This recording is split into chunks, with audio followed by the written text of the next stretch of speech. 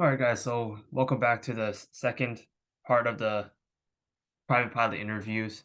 I had the opportunity to talk to my friend Kevin, who was also a private pilot, to hear from him about his experiences during his private pilot training. So, let's go straight into it. For the first question was, how did you study for your private pilot license? He said that he actually saw my reply, so he said he also read the Pilot Handbook of Aeronautical Knowledge. And then for written tests, he used Glide Aviation. And for the flight, like getting ready for his flight checks or just studying for his flight training, he used the ACS to know what the standards were. He used King's School because King's School's not only provided some ground instruction, but also provided some flight instruction as well. You actually see the people on the computer demonstrating the maneuver. And lastly, when you're nearing the check ride, check the DPE's website. They'll usually give you some tips for passing. So let's talk about what was most difficult for him during the training. So for flying, he said it was difficult because he had trouble gaining the feel of the airplane, was overly aggressive on the controls, and had a tendency to over rely on the instruments. And I believe these were the same problems I had as well, and it took a while to overcome.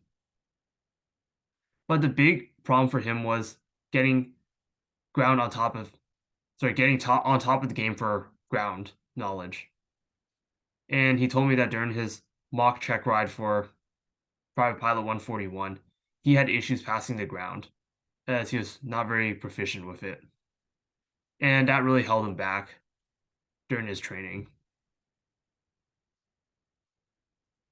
And the only time that Kevin had to switch instructors was due to his instructor going to Sky West. And after hearing this, I believe this is going to be a reoccurring situation for people who want to start training. Eventually, at some point, you're going to have to switch instructors. And a lot of instructors are there just to get their time, and once they get it, they're out of there and going to the SkyWest Airlines.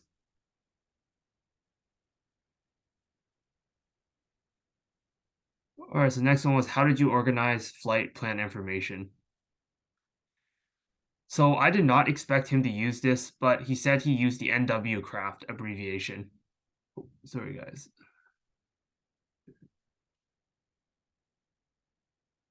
Okay, sorry about that. Let's try it again. So let's talk about how he organized his flight information. He says he used the NW craft abbreviation, which is NOTAMs, weathers, known ATC delays, runway lengths, alternatives, fuel, and takeoff and landing distances. So this is actually used for instrument flights, but I think it's okay to use it for a VFR flight. So of course you gotta look at your NOTAMs, you gotta look at the weather,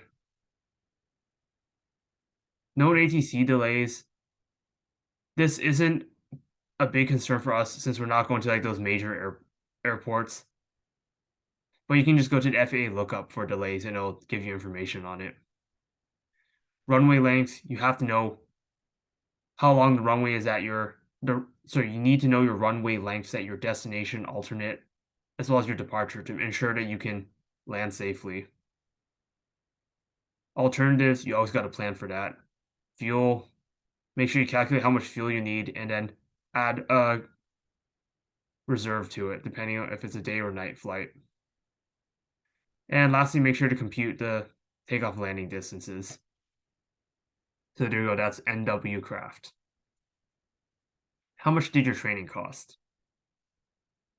And he told me it costed 40K, which is relatively close to what I had to spend. So if you've paid attention, you notice that I spent 36K, he spent 40K. While online, you're hearing that people budget 20K for this.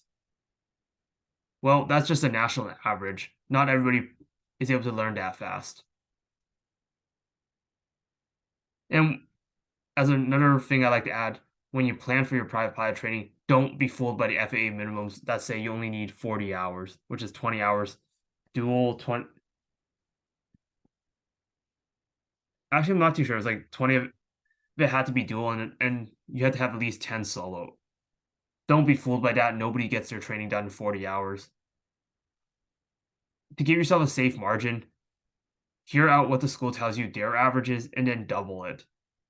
So if they tell you 20K, try to plan 40K. This one, you'll have enough money to fund your training. Two, you won't be discouraged.